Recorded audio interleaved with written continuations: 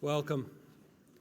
Welcome to tonight's IP Sharp lecture, hosted by the Faculty of Information at the University of Toronto, also known as the U of T iSchool. I have the great privilege to be the school's dean.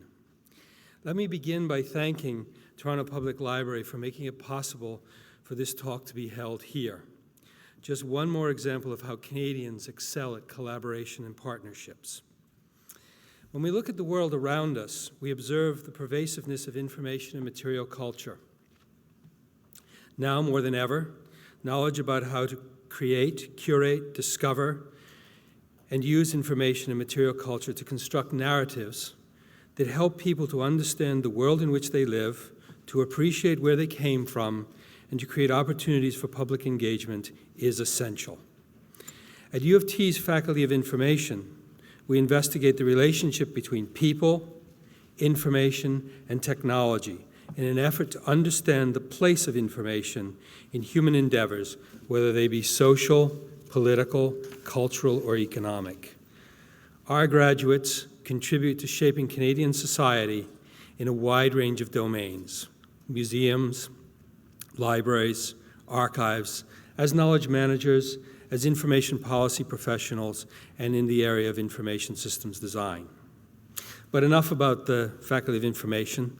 I have to confess that it is hard for me to stop talking about the subject because I'd love to spend the rest of the evening talking about it with you, because I'm very proud of my students and my colleagues in the faculty. I would like to thank the wonderful community of alumni, students, University of Toronto faculty and staff, community members, and representatives from Ottawa and the Canadian Commission for UNESCO who've joined us tonight for this talk. The University of Toronto, its Faculty of Information, and the Canadian Commission for UNESCO are honored to have such distinguished guests as you here this evening. In particular, I would like to welcome Dr. Christina Cameron, President of the Canadian Commission for UNESCO, and our IP Sharp lecturer, Ms. Irina Bokova, Director-General of UNESCO. Ms. Bokova will be speaking today on Safeguarding the Past, Shaping a Better Future, UNESCO Soft Power in the Digital Age.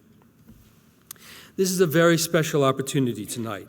Like so many others that happen at the Faculty of Information or across the University of Toronto, it has been made possible by the philanthropic support of individuals such as you. The IP Sharp Lectureship on Information Science was established in 1989 through a generous donation to the Faculty of Information in honor of Mr. Ian P. Sharp, a Canadian pioneer in the information field. It is intended to bring internationally distinguished individuals to the campus, and I take the word campus in a very broad sense to include Toronto, to explore transformative effects of information practice.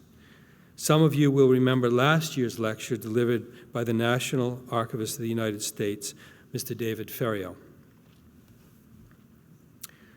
So, it is my great pleasure to introduce the President of the Canadian Commission for UNESCO, Dr. Christina Cameron. The Canadian Commission for UNESCO aims to engage Canadians in the work of UNESCO in an effort to, quote, promote a society in which Canadians share knowledge and learn from each other locally and globally in order to build peaceful, equitable, and sustainable futures. Dr. Cameron, a professor in the School of Architecture and a Canadian Research Chair on Built Heritage at the University of Montreal, his research focuses on UNESCO's World Heritage Convention, as well as on conservation approaches in Canada from 1950 to 2000. Before taking up her professorship, Professor Cameron contributed to public service for 35 years with Parks Canada, holding many senior positions, including, for I think 20 years, the post of Director-General of National Historic Sites. Dr. Cameron has written extensively on Canadian architecture, heritage management, and World Heritage issues, and she recently, just last year I think it is, published a book that she co-authored called Many Voices, One Vision, The Early Years of the World Heritage Convention. Can I ask Dr. Christina Cameron, President of the Canadian Commission of UNESCO, to please come and introduce our guest speaker. Thank you very much.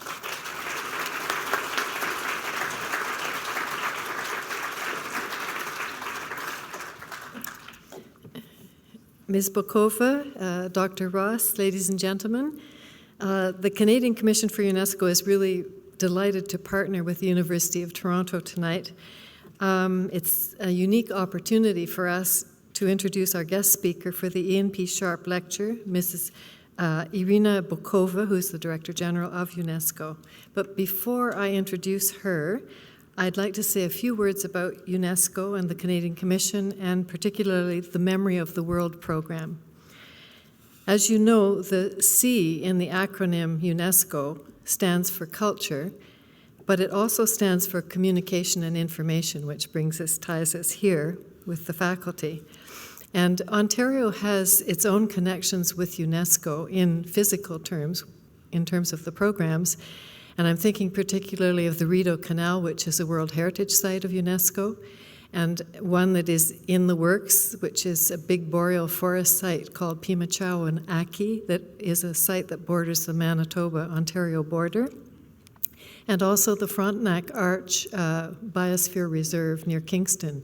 So these are actual physical manifestations of the program of UNESCO that are here in Ontario. The communication and information sector deals with issues like universal access to information and knowledge, especially in the public domain, and freedom of expression, which applies to traditional, contemporary, and new forms of media, including the internet.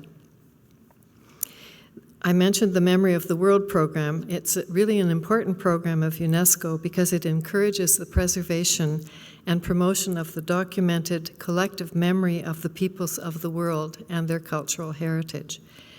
The Memory of the World Register is the most publicly visible aspect of the program, and Canada has actually a strong connection to the Memory of the World program, as it was instrumental in its creation through the leadership of the late Jean-Pierre Boileau, who was the National Archivist of Canada at that time.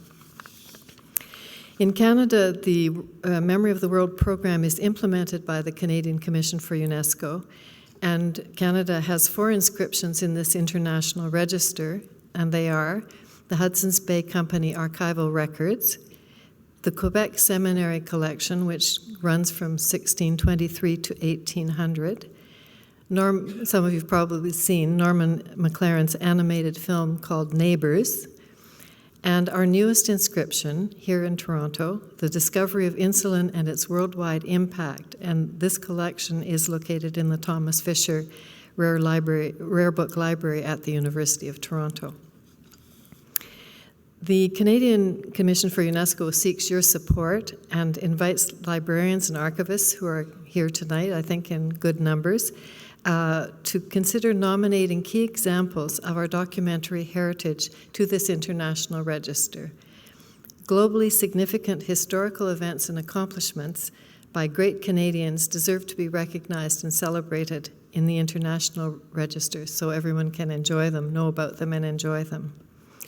And now I have the privilege to introduce to you our distinguished speaker. Irina Bokova, whom I've known since 2008, when we first met, has been the Director-General of UNESCO since November 2009. She was re-elected for a second term in 2013, and she's the first woman to head this agency, which is going to celebrate its 70th anniversary this year, or next year. Born in Bulgaria, Ms. Bokova graduated from the Moscow State Institute of International Relations and studied at the University of Maryland in Washington and the John F. Kennedy School of Government at Harvard University. She joined the United Nations Department at the Ministry of Foreign Affairs of Bulgaria in 1977. Responsible for political and legal affairs at the Permanent Mission of Bulgaria to the United Nations in New York, she was also a member of the Bulgarian delegation at the United Nations Conferences on the Equality of Women in Copenhagen in 1980, Nairobi in 1985, and Beijing in 1995. As a member of Parliament from 1990 to 91 and again in 2001 to 2005, she participated in the drafting of Bulgaria's new constitution, which contributed significantly to the country's accession to the European Union. Irina Bokova has served as Minister for Foreign Affairs, Coordinator of Bulgaria-European Union Relations, and Ambassador of Bulgaria to France, Monaco, and UNESCO, as well as the personal representative of the President of the Republic of Bulgaria to the Organisation Internationale de la Francophonie. As Director-General of UNESCO, she's actively engaged in international efforts to advance quality education for all, gender equality, cultural dialogue, and scientific cooperation for sustainable development. We're very fortunate to have her with us tonight. She has an absolutely wonderful career behind her and many years ahead. And I would like you to join me in welcoming her as our speaker this year for the Ian P. Sharp Lecture. Madam Bokova.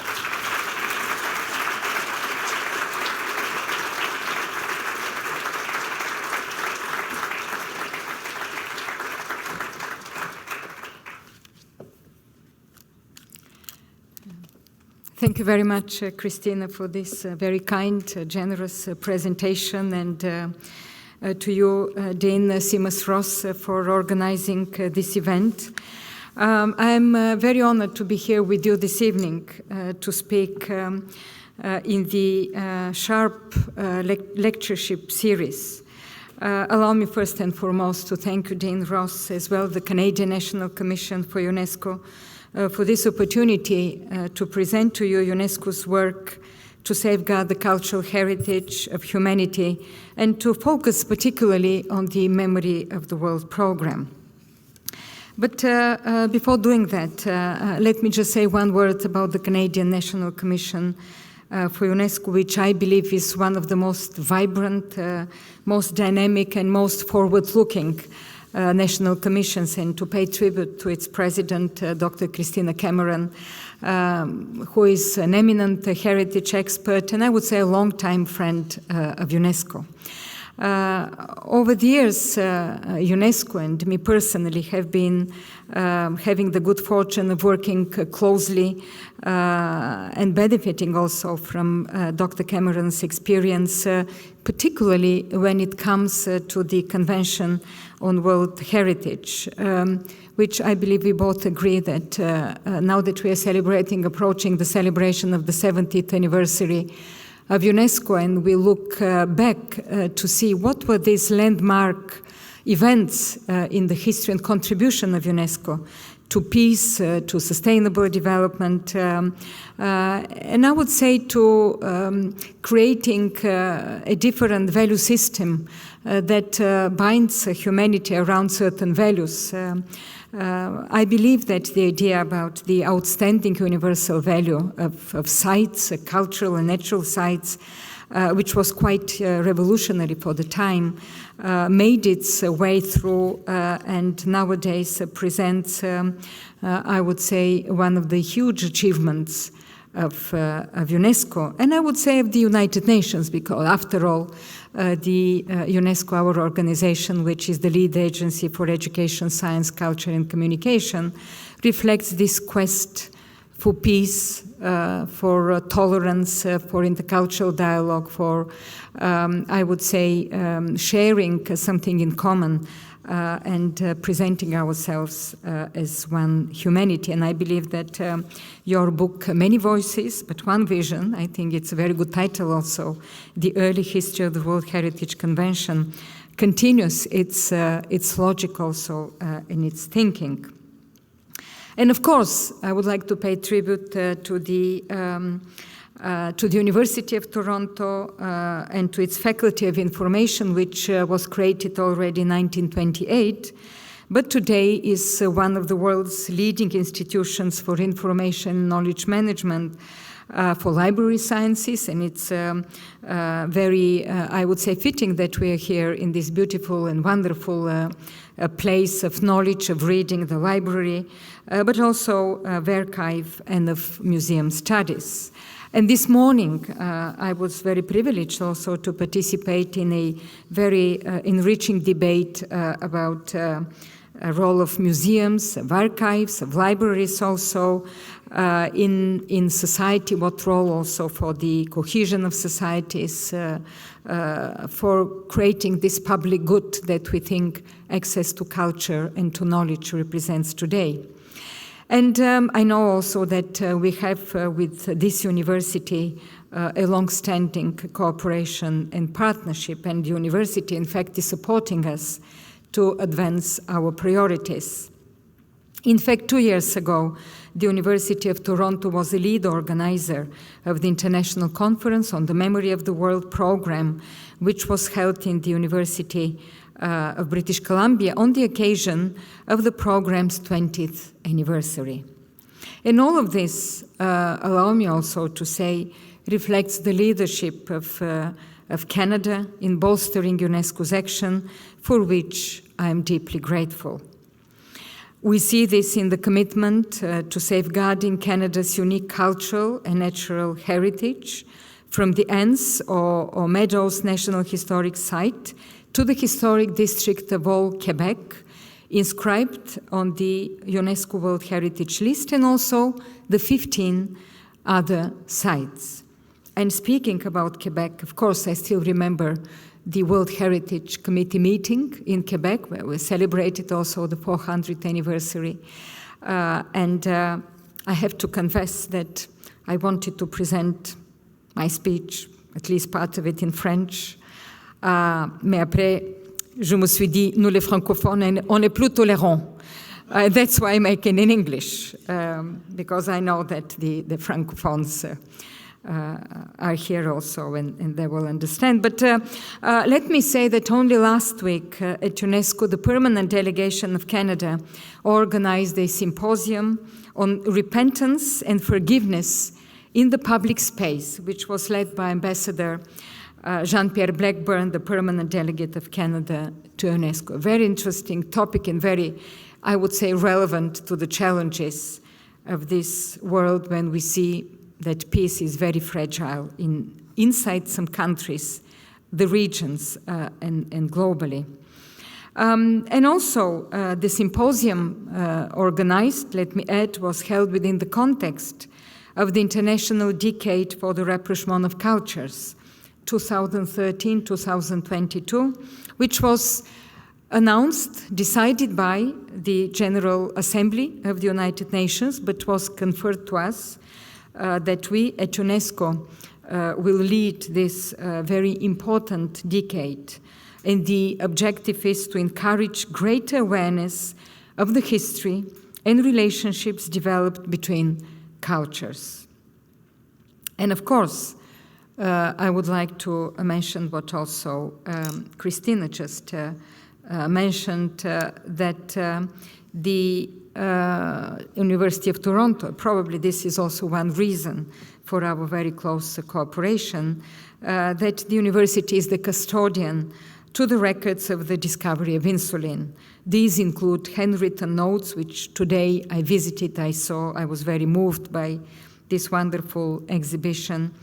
The personal notes of Frederick Bunting, Charles Best, James Collip, and John MacLeod, as well as patient letters, charts, photographs, notebooks, and particularly moving were the letters of children and all these photos of children that were saved, and one of the patients of Dr. Bunting.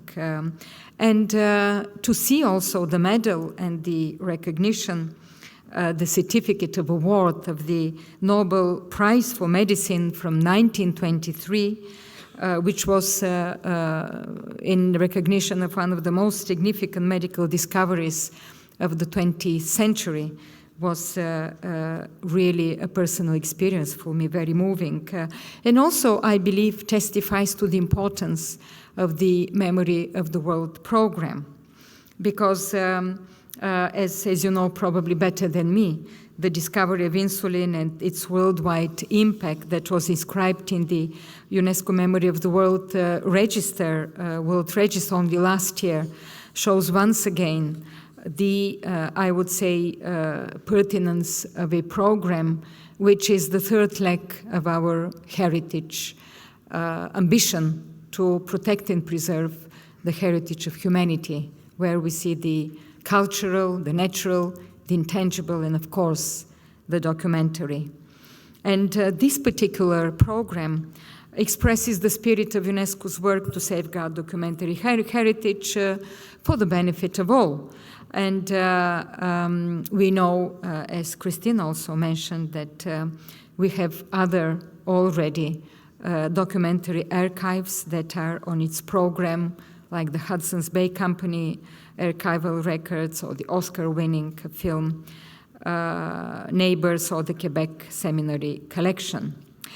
I would like to give also other examples which have, I would say, a historic importance, both for the countries but also for the world. And I would take an example of the fall of the Berlin Wall, because just a few days ago, Germany, but not only Germany, Europe, and I would say not only Europe, but the whole of the humanity, celebrated the 25th anniversary of the fall of the Berlin Wall. And I believe this was and still is a moment of great significance. And coming from Eastern Europe, I wanted to showcase the importance of this historic event, and how also UNESCO and the Memory of the World program is related to history, recent history, but history that is, I would say, from a historic point of view, forward-looking. And just in Berlin 2 years ago, I was very honored to participate in a ceremony with the then Minister of Foreign Affairs of Germany, Guido Westerwelle, as well as Lothar de Maizière, the former Prime Minister of the German Democratic Republic from 1989, as well as Hans-Dietrich Genscher, the former Foreign Minister of the Federal Republic of Germany, and Markus Merkel, the former Foreign Minister of the German Democratic Republic. We all celebrated the inscription of the documents relating to the construction and fall of the Berlin Wall and the 2+4 Treaty of 1990 into the UNESCO Memory of the World Register, because this was precisely the 2+4 treaties, the four former occupying powers and the two states from the divided Germany. When they signed this treaty, it made possible the fall of the Berlin Wall and, in fact, brought about the reunification of Europe, but also the reunification of Germany and the reunification of Europe. And I would say that it happens only once in a lifetime, if we are lucky, or it doesn't happen at all, that we witness such a turning point in history. And as you probably also do, I vividly remember this 9th of November, 1989. And I remember the wall dividing Berlin, which was the city of the world, but it was dividing a whole continent. And it was, I would say, a standing symbol of war, of the Cold War, but also, I would say, largely of a war. And the fall of this wall closed the period of global hostility and global fear. It symbolized a turning point for freedom, for democracy, which brought the winds of change, as we say in Eastern Europe, and across the world. And this is why I believe the inscription of the construction and fall of the Berlin Wall and the 2+4 Treaty of 1990 on the UNESCO Memory of the World Register is so important to highlight the will and the skill also that led to change, to strengthen the values of freedom and the rights they drove transformation forward. We think that this inscription is an expression of our collective memory, a collective memory that is rooted in records left by past generations. Past generations, inscriptions that have a meaning for the future. And all these mark milestones in human history. That is why the Memory of the World program is so important for us. All these milestones in human history tell us who we are and where we have come from, but they tell us also where we go. They show how small and great gestures can change the course of history, not only for individuals, but for whole societies. The meaning of the UNESCO Memory of the World Register is very deep. Just let's take other examples. Let's think of the Roman curse tablets in the city of Bath, the United Kingdom, which offer insight to the lives, dreams, and nightmares of ordinary women and men from the 2nd to the 4th century before Christ. Or think of the film Metropolis, the masterpiece of the German director Fritz Lang, restored and digitalized by the Friedrich Wilhelm Murnau Foundation. When we look at such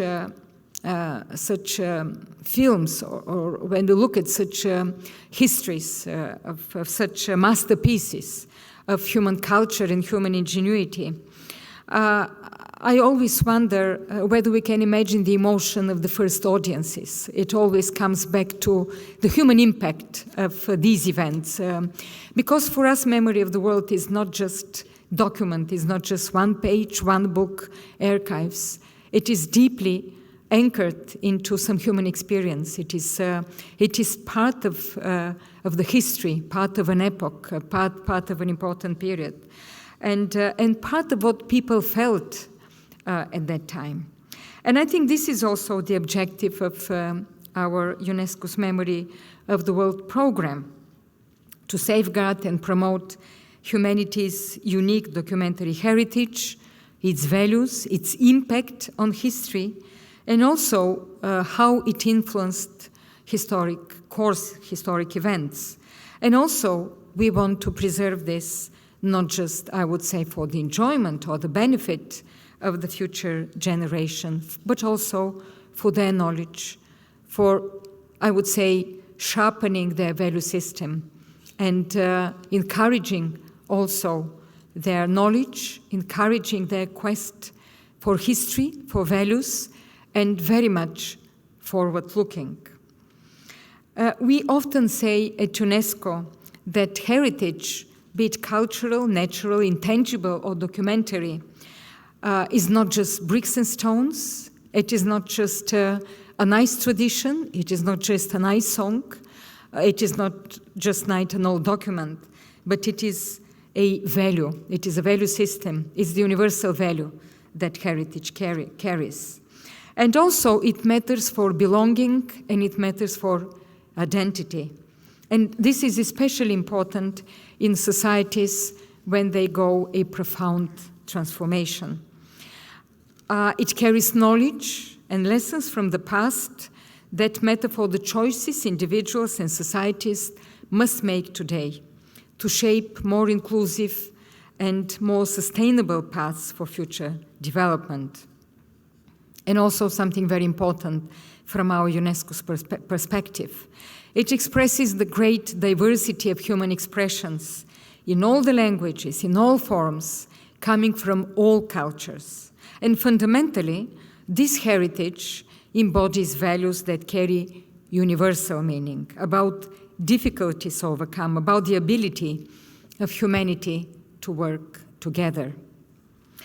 So perhaps this is what Paul Ricoeur meant when he wrote about the ethical duty inherent to memory, and also Jacques Derrida when he spoke of the universal urgency of memory. I think this is wonderfully said, universal urgency of memory. Safeguarding the past is important for shaping how we live in the present and the aspirations we hold for the future. At UNESCO, we say that heritage has three legs, as I just mentioned: cultural heritage, intangible heritage, and documentary heritage. When I say cultural heritage, I mean also natural heritage. And these may be separate policy areas, but they are guided by the same spirit, and more they interact with each other. Just 3 weeks ago, I was in Iraq to present in person the inscription certificate for the Erbil Citadel in the Kurdistan region of Iraq, in Erbil, on UNESCO's World Heritage List. We know that the history of Iraq is one of the millennial exchange and dialogue between different peoples across cultural and religious lines, and we know that this history belongs to all humanity. And also we know all too well that it is our responsibility to protect, preserve, and defend it from all challenges. And unfortunately, and it's a tragic event, that this vision of history, precisely this vision of history, is under attack today. Because what is under attack today is not just the sites, which have a long history, but the vision of history, of common humanity, is under attack. And along with the deep humanitarian crisis, we see in Iraq an unprecedented cultural cleansing, cultural eradication, and cultural looting. And we believe these are attacks against the people of Iraq, against their identities, but they're also attacks against all of us, against the humanity we all share. Saving the past of Iraq is essential to saving the future of this country and to our collective history. And this is, I believe, also UNESCO's response to extremism. In this respect, I would like to use this opportunity also to mention a very, I would say, unfortunate event here on the 22nd of October that they shocked Canada, and I would say the world. Because when we speak about extremism, when we speak about such tragic events, we always turn to how we can react, what should be done in order to respond to such extremism and to such threats. And we at UNESCO are deep believers in the soft power that is so much in need today. There is a lot of soft power responses that we can give in order to bolster the foundations of peace, sustainability, to bolster the dialogue, cooperation all across cultural, religious, and ethnic lines. We think we need to strengthen the idea of single humanity, of sharing rights, of sharing past, and sharing also some common histories together.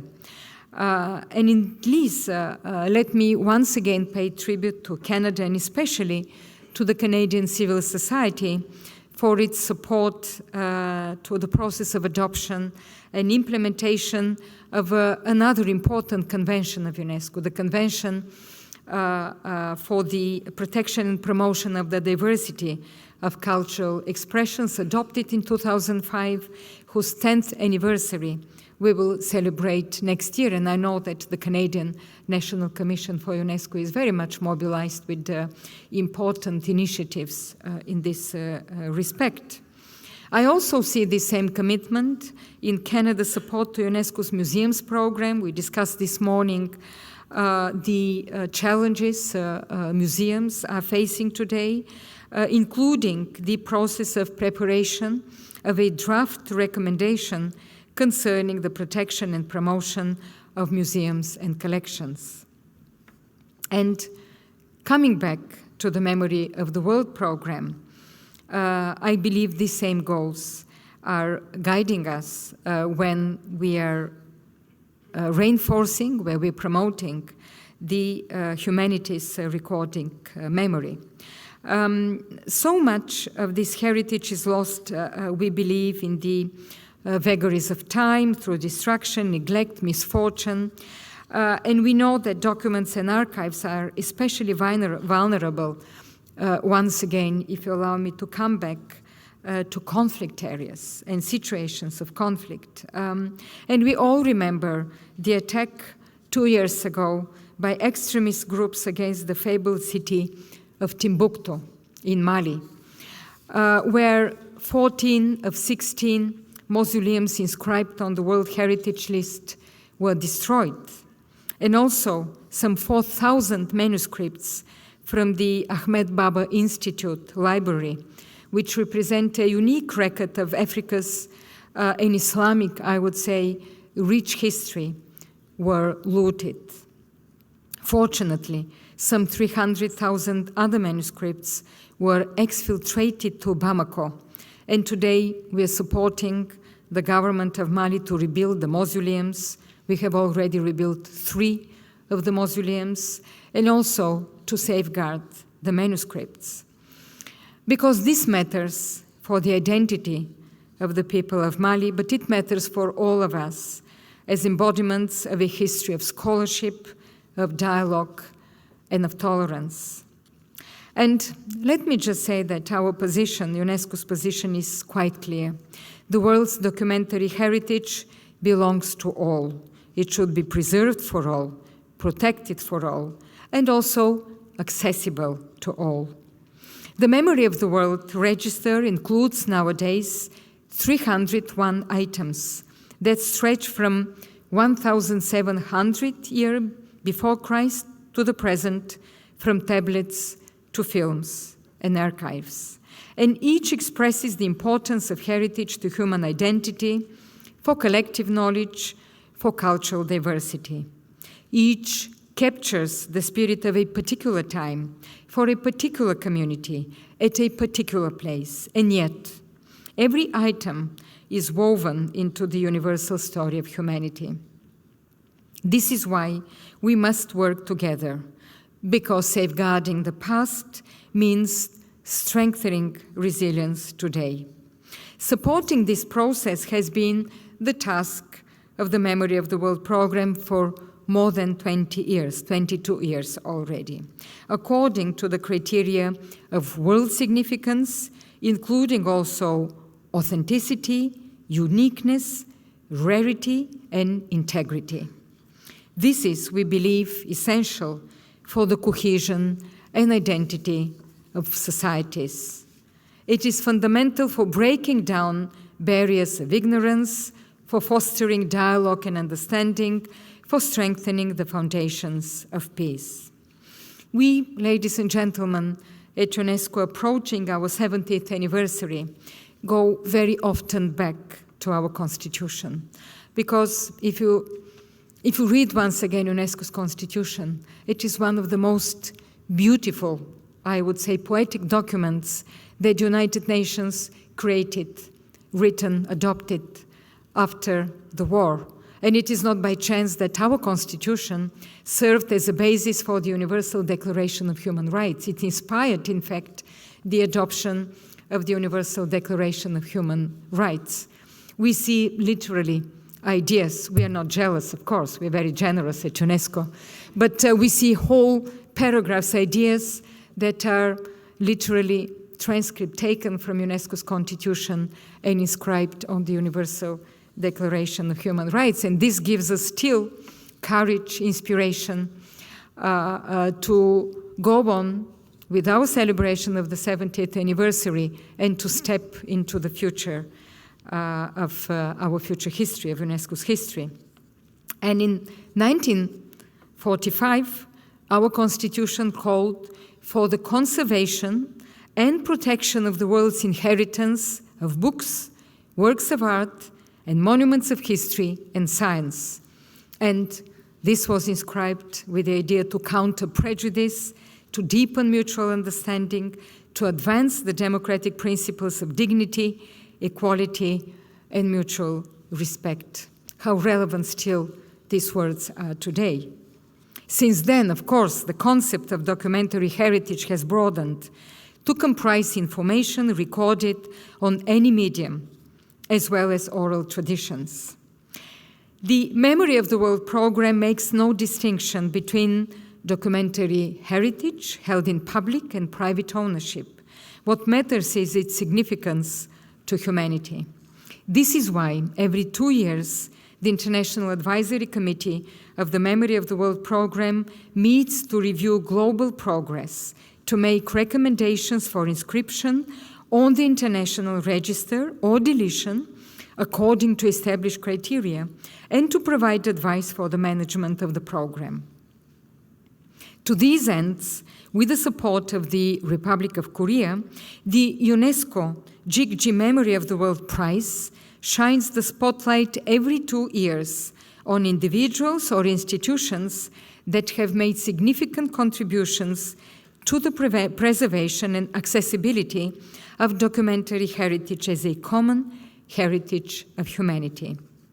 All this, we believe, is important to building inclusive knowledge societies where every woman and man has the ability to access, create, and share knowledge and information. This work takes on new salience today at a time of revolutionary technological change. We know that this technological change opens new opportunities for preservation, including through digitalization, which of course in itself also raises questions about investment and working with ancient documents. Change is also giving rise to new challenges, notably the challenge of establishing processes for preserving complex digital heritage objects, such as multimedia works, interactive hypermedia and dynamic data objects from complex systems, mobile content, and future emerging formats. For instance, digital-born and digital-based exchanges played a key role in shaping the Arab Spring of 2011. How can we best preserve the records of such interaction for future historians and the knowledge of the wider public? We know that digital heritage is complex, without durable physical storage media, with boundaries that are sometimes difficult to fix, with processes that are vulnerable to rapid obsolescence. In 2003, UNESCO member states agreed on the Charter on the Preservation of Digital Heritage, which recognized the importance of heritage produced, distributed, accessed, and maintained in digital format, highlighting that attitudinal change has fallen behind technological change and the danger of its rapid and inevitable loss without significant government action and international cooperation. So, how we preserve is changing as much as what we preserve. This calls for new thinking by all actors to ensure preservation and institutional frameworks. This requires new forms of investment, as well as legal and institutional frameworks. This calls for new partnerships between archivists and information professionals to give them all the support they need. And this requires special efforts to ensure the digital heritage of all societies is preserved and made accessible to reflect the diversity of humanity. As you know well, all of this places special emphasis on education, on training professionals in dynamic political, technological, and cultural environments. And I believe this was the importance of the 2012 International Conference held here in Canada, in Vancouver, on the memory of the world in the digital age, digitization, and preservation. The adopted declaration, the Vancouver Declaration, set forth clear recommendations to member states, professional associations, and the private sector, and UNESCO addressing these issues. Again, let me say this reflects the leadership of Canada, which has developed a comprehensive approach to cultural and documentary management and also to its digitization. In the same spirit, to strengthen the Memory of the World program and its governance in new times, UNESCO member states have called upon me, the Director-General, to submit to the next General Conference a draft recommendation for a standard-setting instrument. To this end, I have just shared the draft recommendation with all member states literally a week ago to strengthen our work to safeguard heritage of world significance. This, of course, is work in progress, for which UNESCO would appreciate further contributions by the University of Toronto, as well as from professional associations, industry, national authorities, and globally international partners. So, ladies and gentlemen, I would like to give also another example of the importance of the Memory of the World program. Just 3 years ago, I participated in Sweden in the ceremony for the inscription of the Codex Argenteus, the Silver Bible, on the UNESCO Memory of the World Register.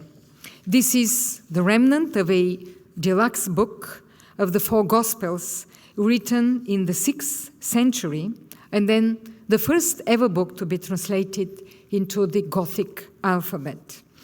I think it is one of the most important remaining artifacts of Gothic culture, opening insight to a people and language at the heart of European culture. And you may know that particularly I wanted to go there. I was invited insistently by the University of Uppsala because the Bible was translated into Gothic by the bishop and missionary Vilfula in Mysia, in the lands of the contemporary Bulgaria, the country I come from, where Goths lived extensively. And Bulgaria considers the Bible as part of our historical and cultural heritage, the influences on these lands, and there is a deep common research undertaken by Swedish and Bulgarian scholars, which also, I believe, embodies the world significance of items inscribed on the Memory of the World Register. And the history of this Silver Bible is still a mystery, and it's quite, I would say, revealing for this type of heritage. How it survived, how this codex survived, when it disappeared in the 6th century, only to be rediscovered in the 16th century. 10 centuries are missing from the history of this Bible. And of course, we can be surprised and struck by the role of fortune in the survival of this manuscript. When it was brought to Sweden in 1662, the good ship St. Joris from Amsterdam struck ground after a storm, coming very close to losing the codex forever.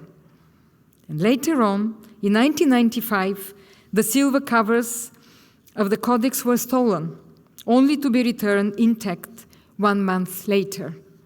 All of this reminds us of the fortuitousness, I would say, at the heart of knowledge of the past. And it makes us wonder about the countless treasures of human ingenuity that didn't survive this passage of time. Our goal is to put this fortune on our side, to safeguard the treasures of humanity for the knowledge of future generations. And I know that this vision resonates deeply with all of you assembled here. And we act together because, as the UNESCO Constitution declares, ignorance generates suspicion and mistrust, because the defenses of peace must be built through solidarity in the minds of women and men. We often say at UNESCO that all cultures are different, but humanity is a single community, brought together by shared values and common history. And we have to build these common shared values. This is, I believe, the same struggle we must lead in Iraq, in Mali, to stand up against forces that attack minorities and diversity, that are undertaking cultural cleaning, that seek to divide the country. And also, this is why we have to build these strong partnerships and this strong feeling of being together. We are also leading an important work against the illicit trafficking of objects of art, both where we see such conflict areas, where we see that culture, archaeological objects are trafficked, and also where we see that it goes hand in hand with financing of terrorism. And this is why the 1970 Convention, another convention, which is also very relevant to what we are discussing today, comes into the picture. The 1970 Convention, which prohibits illicit trafficking of objects of art, and also has a very relevant, I would say, meaning for our work in museums. We are doing so because I believe what the Lester Person, a diplomat, a politician, a Nobel Prize winner, and also a student of the University of Toronto, reminded us once when he said, "A great gulf has been opened between man's material advance and his social and moral progress, a gulf in which he may one day be lost if it is not closed or narrowed." And I believe our task today is to narrow this gulf by countering the forces of fragmentation, by strengthening the ties that join humanity together through mutual respect and understanding. And this also expresses the essential humanism at the heart of UNESCO's action. And I wish to close now with the words of the humanist Baldassare Bonifacio from his Des Archives, written in 1633. "There is nothing more useful for instructing and teaching men, nothing more necessary for clearing up and illustrating obscure matters, nothing more necessary for conserving patrimonies and thrones than a well-constituted store of volumes and documents and records, as much better than navy yards, than munitions factories, as it is fine to win by reason rather than by violence, by right than by wrong." I think very beautiful words. This stands for archives and documentary heritage today. It stands for all examples of cultural heritage carrying outstanding universal value. In this spirit, I would like to thank you once again for giving me this opportunity to share these thoughts and this, I would say, history, short history of UNESCO, but most of all, to thank you for the commitment and for the vision that we share together to safeguard the past in order to shape a better future for all. Thank you.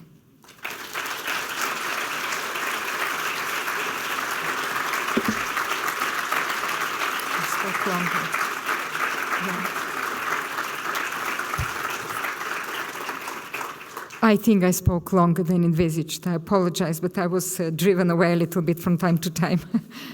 So, Dr. Actually, it was awesome. Dr. Ross, you will excuse me. You will excuse me. You could have talked for another half hour, 2 hours, I would have been delighted. We're going to have, and don't do what I'm doing now, please. We have someone with a microphone, and if you'd like to ask questions, you'd be welcome to. Thank you very, very much. Thank you. Would anyone like to?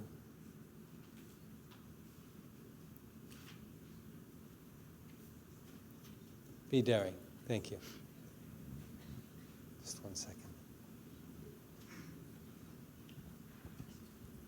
So you were talking about obviously the importance of preserving all of this. I was wondering what your thoughts on what we in information museums, libraries, and archives can do to secure these documents in this material culture. Thoughts, wise, wonderful words of wisdom, please. It's about museums and heritage, if I understood correctly your question. What more can we do to secure these things?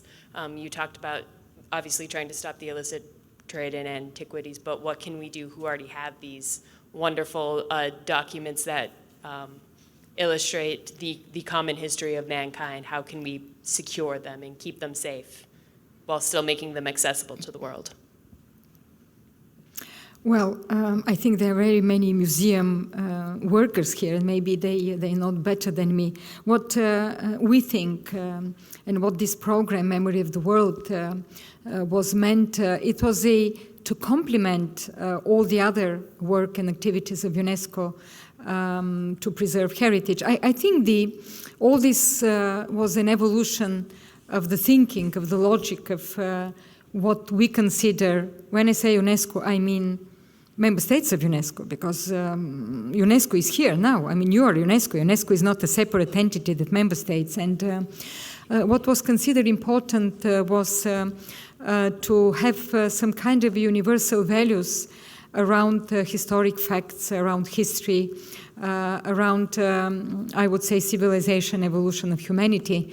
This is how the World Heritage started. And you might remember the big effort, the international campaign to save Abu Simbel in Egypt, when UNESCO launched this big campaign to move the statues and to protect and preserve. And then this kind of thinking found its right place in the Convention on the Protection of Cultural and Natural Heritage, which for the first time launched and adopted the notion about outstanding universal value. Now we are kind of very familiar with this. We think it has always been like that. I think it's such a huge success that we even don't think how revolutionary, how important this was for everybody.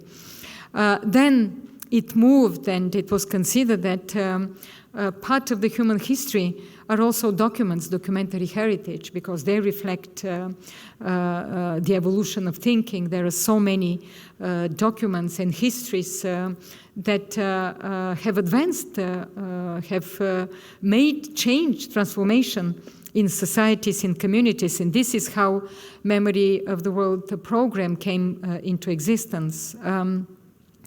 And it's so much linked to museums. Both are linked to museums. We come to think nowadays that if previously all these conventions and steps and programs were very much working on their own, there was a convention on cultural natural heritage, then there was this program, then a convention on the intangible heritage was adopted, then there was a convention on the expression of cultural diversity. More and more we see the complexity of our work, and more we see how closely they're linked together. And this is where museums and preservation of documents come into the picture. I will give you an example with one of the major I would say inscriptions on the UNESCO World Heritage List, which was done this year also. It's called Capacñan. It's the root of the Incas in Latin America, where 6 countries have joined working for almost 7 or 8 or maybe 10 years. Experts from these 6 countries have come together to work to trace the common heritage of first the physical heritage, because there is so much to be still discovered about the civilization of the Incas, of the Indian, not only Incas, because there were other also different communities there in these 6 countries. It's more than 6,000 kilometers from Colombia to Chile down. And in this work, so much intangible heritage also made part of it, and so much documentary heritage made part of this research, common research. And I think now that we have the new technologies, we're speaking about digitization, we speak about preserving it, we speak about different other techniques of protecting this documentary heritage. I think it's a huge opportunity, and of course a challenge, because still there are a lot of legal and other aspects to be done. But the opportunities nowadays of not losing these documents are huge. And that is why this Memory of the World program is so important. And that is why member states are moving now, and UNESCO is moving towards adopting a recommendation. There is also the proposal to make a new convention. And it still stays. There are those countries who consider that we have to adopt a new convention in addition to the Convention of World Heritage, Intangible Heritage, a new convention on the documentary heritage. The recommendation is the first step. How member states further on will look, I cannot prejudge, because still there is a vibrant debate about it. But having a recommendation adopted, hopefully, next year by the General Conference of UNESCO will be a huge step forward. And this will strengthen also the role of museums, of libraries, of archives. Bonne nuit, Madame Bokova. Merci d'avoir partagé chez nous. J'ai deux questions en anglais. One, what are some of the plans for UNESCO to help, let's say, developing countries, for example, in the Caribbean, to preserve lost artifacts or hopefully find lost artifacts? And two, for students like us, the younger generation, is UNESCO developing a kit that could teach or help with the preservation of, information or history as we create it? The Caribbean, like other countries, of course, possess heritage, cultural, natural, documentary, of course, and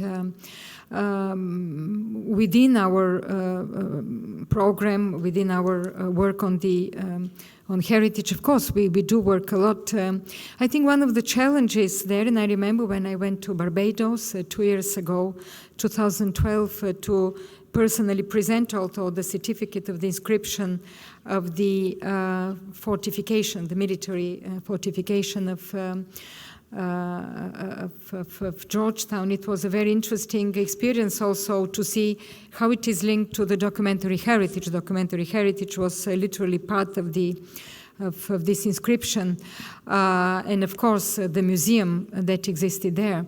I think one of the challenges what we are doing is capacity building in many of these countries. It's to support the training of museum workers, of experts in heritage preservation and protection, and also to raise the awareness, overall awareness of how important it is also for these countries to look at their history and also to see the diversity of the influences of different cultures. I would give another example, which I think is very also telling and very important. I will give example of Haiti. Because Haiti for UNESCO is also very important. I know Haiti is celebrating 210th anniversary. This year we just had at UNESCO the honor of having the president of Haiti, Martelly, who came to visit us. In fact, he participated in the launching of the celebration for the 70th anniversary of UNESCO. And I have been twice in Haiti these last 2 years. The first was a month after the earthquake in order to give our support and to see where we can work also in order to overcome this huge tragedy. And the other, I visited last year together with our special envoy for Haiti, the Honorable Michael Jean, former Governor General of Canada, whom I appointed and as a special envoy for Haiti, with whom we have an excellent cooperation, and she has contributed a lot to what we're doing and trying to support Haiti. And of course, very emblematic was our joint visit to the Citadel and the Sanssouci Park, because the Citadel of Haiti was where the first independent slave republic was proclaimed. And all our work, I could witness the important work that UNESCO has done in order to renovate, to preserve this wonderful monument, which has a deep meaning, not only as a architectural site, but also a deep meaning for Haiti, a struggle for independence, for human dignity, but also to see the influences of cultures. And that is why we say that what we do in the area of heritage protection and preservation it's not just bricks and stones, it has a deep meaning. It brings with it histories, it brings with it certain values. And it is so important also for the young generations. And this is your second question that you ask, what we do for young people. We, of course, have different tools. We have one of our tools is Young Heritage. It's Heritage in Young Hands, which can be adapted to different circumstances. We do a lot with media. We have wonderful cooperations with different TV networks and media settings. We have a cooperation with National Geographic. We promote better understanding of heritage and better knowledge of heritage because we think this is also a tool for reconciliation. It is a tool for tolerance, for understanding, respecting the cultures of others. So this is exactly the dialogue among cultures. Dialogue among cultures is not just having a nice conference and talking about cultures. It is knowing the culture of others, respecting it, understanding it. And this is the way we understand the dialogue among cultures. We promote also strongly inscribing this knowledge about common heritage in textbooks, in school systems, in curricula, because this is the way also we think people should be educated today. Sometimes we speak about cultural illiteracy, which is dangerous in many parts of the world. And bringing it to the benches of school, we think this is how we can bring up a generation of people who are knowledgeable, tolerant, knowing their own culture first and foremost, because I do believe if you know you respect your own culture and heritage, you will be more tolerant towards the others. So it's a lot of work to be done, but we believe that if you can inscribe it also in education systems, in school systems, if you can create a new type of, I would say, mentality around it, we may have a more peaceful and tolerant world. Do you mind if we take one more question? I'm ready. I don't know whether Okay. it's too much for you. We'll take one more then. Ok, so la question sera en français. Je voudrais savoir que faites-vous pour préserver la culture en Afrique, surtout que depuis l'époque coloniale, je trouve qu'on n'apprend pas beaucoup de notre propre culture, mais on apprend plus de la culture des pays qui nous ont colonisés. Donc c'est ça ma question. Je peux répondre en français ou... I can respond in French? Yeah, oui, ok. Vous avez posé une question très importante pour nous parce que, comme vous avez dit, l'Afrique a une culture profonde qui n'est pas tellement connue. Et je dirais qu'on travaille, l'UNESCO travaille depuis des années sur les projets qui sont, je dirais, des projets phares. Pas seulement la protection du patrimoine culturel ou naturel, qui est d'ailleurs très importante, et je vais dire quelques mots aussi. Mais l'UNESCO était la première organisation, je dirais que c'était l'initiative de l'UNESCO de commencer à travailler sur l'histoire générale de l'Afrique. Parce que l'histoire générale de l'Afrique n'existait pas avant que l'UNESCO avait commencé de travailler sur ce projet phare, avec un conseil scientifique, je dirais, très réputé, des historiens de différents pays, y compris d'ici, du Canada. Et nous avons déjà publié plusieurs volumes, je crois 6 volumes de cette histoire générale de l'Afrique, mais le plus important, c'est qu'aujourd'hui, nous travaillons sur l'adaptation de cette histoire générale de l'Afrique dans des manuels scolaires. Parce que nous considérons, et c'est lié avec la question précédente, nous considérons que l'histoire ne doit être seulement un domaine de recherche des spécialistes, mais cette histoire générale de l'Afrique doit entrer dans les écoles. Et je crois que c'est très important pour la jeunesse africaine. Mais de l'autre côté, parce que vous avez mentionné le patrimoine, nous avons renforcé, je dirais, notre plaidoyer et notre travail concret pour pas seulement créer la capacité des experts africaine. Mais nous avons été très actifs aussi dans le domaine de l'inscription du patrimoine africain, culturel ou naturel, sur la liste du patrimoine mondial. Nous avons, si je ne me trompe pas, plus de 100 sites, déjà 107 sites inscrits sur la liste africaine, inscrits sur la liste du patrimoine mondial. Et aussi, nous avons créé sous l'égide de l'UNESCO un centre, comme nous disons, centre catégorie 2, c'est un centre de patrimoine africain qui est situé à Johannesburg, en Afrique du Sud, pour former des spécialistes. Et aussi, littéralement cette année, nous avons organisé 2 réunions très importantes. La première était à Addis Abeba avec l'Union africaine, sous l'égide du directeur-général de l'UNESCO, de moi-même et Mme Zuma, la présidente de la Commission africaine, pour plaidoyer pour le financement de tels projets. Nous avons des grandes ambitions parce qu'il nous faut des fonds. Et la dernière réunion était à Paris récemment, encore une fois, en présence de Mme Zuma, qui est venue chez nous, de plaidoyer au sein des sponsors potentiels pour financer de tels projets. Je dois dire que nous sommes bien avancés là, mais le potentiel, bien sûr, est beaucoup plus grand et le challenge, le défi est beaucoup plus grand. Parce qu'il nous faut des spécialistes, il nous faut des experts, il nous faut aussi, je dirais, un peu plus de volonté politique auprès des chefs d'État et de gouvernement de reconnaître la valeur du patrimoine pour l'Afrique.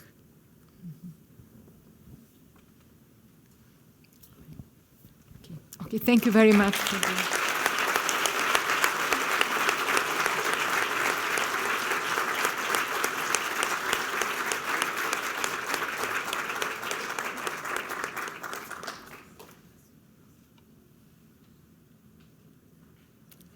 Awesome. So it was a fantastic lecture, and it really brought a full day of activities to an inspiring finish. Listening to Ms. Bokova talk about the significance of the socio-political value of Memory of the World programs illuminates our understanding of the power of the documentary heritage, the key role that UNESCO is playing in raising awareness of it, promoting its preservation, and enabling us to share knowledge and create narratives. And I have to say, I really marveled at the way she was able to weave narratives from the documents she was talking about to illuminate our thinking and our understanding of the topic. It was a delight. But I hadn't thought that anyone was going to talk much about the Banting and Best collection that we went to see today, that Anne Donderton and her colleague Jennifer Toves showed us. And I thought it was marvelous the way Ms. Bokova captured the sense of seeing the letters, the power of the documentary heritage in creating an emotional response, in bringing forward a story, in creating narrative. And I encourage you all to take the 15-minute walk down, visit the Fisher Library, and see the rich documentary collections that are held there. That's once you've exhausted the rich documentary collections that are held in this building here and elsewhere in the Toronto public system. But please come down. The Fish is a wonderful place, and the University of Toronto library system is absolutely brilliant, in a city of brilliant library systems. Okay. The power and meaning of archives was overwhelmingly apparent today as the archivist showed us those collections. You get some appreciation of it online, but it's only a taster for the full collection. This is just one example of the significance of the Memory of the World holdings. Observing as Ms. Bokova has the significance of some documentary materials, I hope that it will make us all marvel at the significance of the holdings of libraries, archives, and museums, and the important role they play in shaping our society, providing foundations for narratives, and helping us to direct the future. I have many people to thank, and I hope you'll forgive me if I forget anyone. First, I would like to thank the Canadian Commission for UNESCO for partnering us on this event. Thank you to those who are here tonight and also those who are still in Ottawa but work behind the scenes to make this happen. The University of Toronto is immensely proud of our students and alumni and the contribution they make to the university, both when they're with us and after they've graduated. And tonight is no exception. I would wish to thank in particular students and alumni volunteers, and especially Kate McDonald, Allison Sterling, Angela Henshelwood, Bethia Penny, Sonia Duda, and Sophia Liu. Thank you also to my outstanding colleagues at the Faculty of Information, the University of Toronto iSchool, and I would particularly like to thank those in the Advancement Department for making this event a reality. Robin Kester, our Senior Development Officer, and Kathleen O'Brien, our Communications Officer. Very often, these are individuals who you don't get to meet, but who I hope you appreciate the effort and time they put into making an event like this a reality. And a special thanks to all of you, and especially Ms. Irina Bokova, for your insightful, informative, and engaging lecture. The expectation of the E&P Sharp Lectureship on Information Science is that we bring internationally renowned individuals to the university to explore the transformative effects of information. The initiatives which UNESCO is leading, such as the Memory of the World, are doing just that. And you helped tonight to widen public understanding of our cultural heritage and its information value in shaping our future. Thank you very much.